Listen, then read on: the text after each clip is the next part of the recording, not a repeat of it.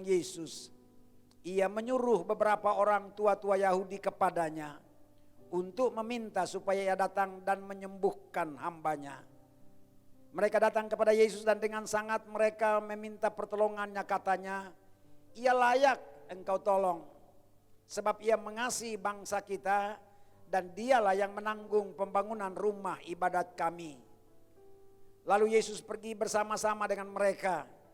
Ketika ia tidak jauh lagi dari rumah perwira itu menyuruh sahabat-sahabatnya untuk mengatakan kepadanya, Tuhan, janganlah bersusah-susah, sebab aku tidak layak menerima Tuhan di dalam rumahku.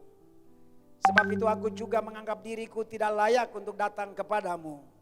Tetapi katakanlah saja sepatah kata, maka hambaku itu akan sembuh.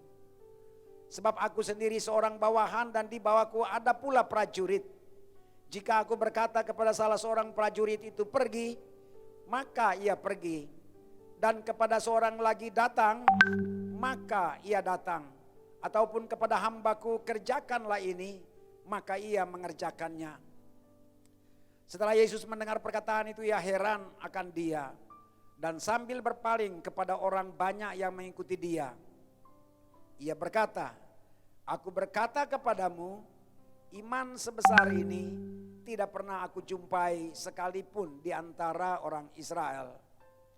Dan setelah orang-orang yang disuruh itu kembali ke rumah, didapatinya lah hamba itu telah sehat kembali.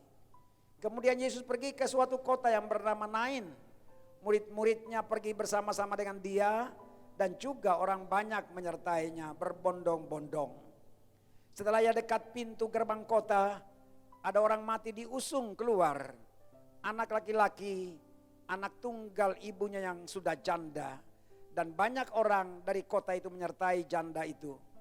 Dan ketika Tuhan melihat janda itu, tergeraklah hatinya oleh belas kasihan. Lalu ia berkata kepadanya, jangan menangis. Sambil mengampiri usungan itu ia menyentuhnya.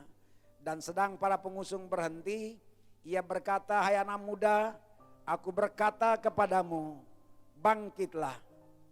Maka bangunlah orang itu dan duduk dan mulai berkata-kata. Dan Yesus menyerahkannya kepada ibunya. Demikianlah kebenaran firman Tuhan yang kita baca.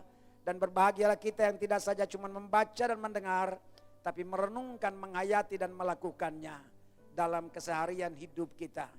Haleluya. Saudara kekasih Kristus,